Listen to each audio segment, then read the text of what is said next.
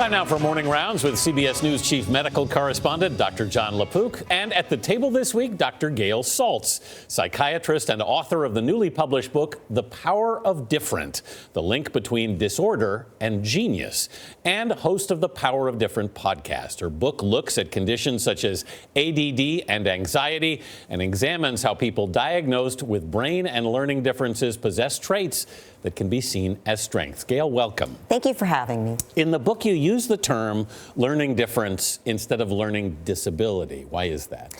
Well, I use the term brain difference instead of mental illness as well, and that is because I'm really talking about differences in wiring, differences in connectivity in the brain. That's where it's at, and it's important to understand that these problems, while they do create certain kinds of weaknesses, certain kinds of struggles, they also are hardwired to a very particular strength.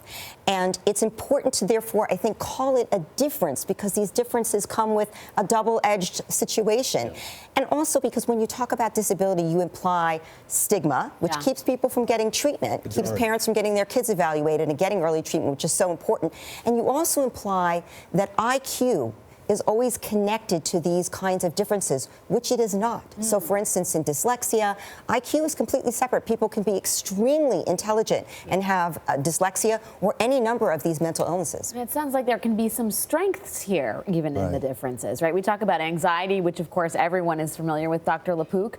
What are some of the traits of someone with anxiety that actually can be strengths? Yeah, I love this book. I love this concept. I mean, it's such a great idea. In evolution, fear is a good thing. If there's a saber-toothed tiger looking right at you, good thing to run away, okay? To turn of the screw to anxiety, where you're starting to think, what if there's a saber-toothed tiger around the next corner? Then it can start to be a problem where you're worrying about it. But on the other hand, anxiety can make you hyper-focused, hyper-vigilant, can make you maybe better at reading people, so there are strengths. Absolutely. And in fact, performance anxiety is something we talk about all the time, right? That you are a better athlete, a better test taker, if you are vigilant and hyper-focused in that way. And you're a problem solver. You turn every stone over looking for, so it can be a strength for some people. You want the adrenaline, but when your palms are too sweaty and your heart is pounding and you can't breathe, then it can turn into a panic attack. So Absolutely. That's not good. But on the other hand, it can fuel you and make you be more focused. Measured doses. You describe something called angular thinkers in the book. What are they? So I really want people to understand that pretty much everybody has relative strengths and weaknesses. Unfortunately, our educational system is very geared toward everybody being good at everything and jumping through the same hoop, which is a kind of a problem in the sense that many people, and particularly people with brain differences, are angular thinkers. They are really good at something, even as they're not good at something else. So take autism spectrum disorder. Sociability might be a real problem, but they may be really excellent at math. Yeah. And the reason this is important is when you are excellent at something and you love it and have a passion for it, you bathe your brain in dopamine, the neurotransmitter that's a feel-good transmitter, and that allows you to do more and more of it and become really spectacular at it. So just trying to be good at something that you are not that great at or don't love doesn't work so well. So I'm always advising people, you want to find your passion. Right. You want to encourage that. You want to encourage the dopamine. And you know, that's a segue into one of the big misconceptions with ADD and ADHD, which is that, oh, you can just, it can be under your control. You can just say to somebody, pay attention. If that dopamine is flooding your brain, it turns out that if you're really interested in something, you can actually be extremely focused and have ADD. That's right. And in fact, hyper-focusing is something that, for instance, Albert Einstein probably used. When he, did his incredible theories that changed our world in a matter of weeks. When he did that work in a matter of weeks, he was so hyper-focused.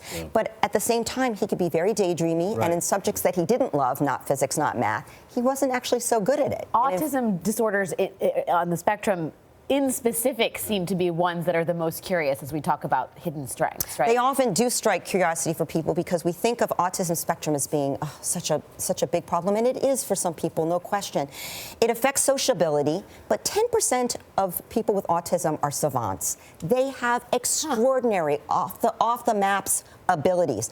And the reason for that is that many other people, in addition, also have this feature called hyper-systematizing, meaning incredible attention to detail, incredible ability to recognize patterns that might make them super mathy, super counters, super musical, perfect pitch, ability to compose music. So real relative strengths. And what's important, so if you get this diagnosis, you want early treatment. Sure. Because the brain is plastic and ever-changing, and the earlier you intervene, we know, the better you can help them with social issues. Yeah. But at the same time, you want to test them and look for their strengths. Now, standard IQ tests aren't so great for kids with autism, but neuropsych testing can identify, are they incredible in math? Right. Are they incredible at verbal skills? You want to find that and hone that, because that is their future. That is what they can have self-esteem about, and that's where they can become ultimately employed in their area of strength. Super mathy. I like that clinical term, Doc.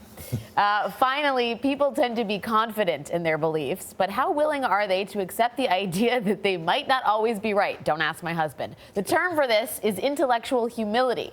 Researchers at Duke University conducted 4 small studies on intellectual humility. They found in part that participants high in the trait were more accepting of others' viewpoints, less certain that their views are correct, and were attentive to the quality of evidence that their beliefs are based on. The authors note that this needs to be studied more, but they point to politics as a place where having more of this trait could help. Gee, you think, Doc? And I would want to tell you, how important is this in medicine, right? I mean, if you've been a doctor for 5 years and you have any bit of cockiness still in you, you are in the wrong profession. This is an important quality for all of us. It is. It has to do also with curiosity, that you care more about the truth, this is very timely right now, than you care about being right. And so people who are intensely curious and want intellectual material, those are the people who really will be willing to change their opinion and look for the truth and the data, as opposed to just, I have to be right. A Jesuit priest I had in college once said to me that doubt was a critical part of belief. Challenge your own system. It makes it stronger. Curiosity, doubt, humility. All right, we have our marching orders for the week. Doctors Jon LaPook and Gail Saltz, thanks so much.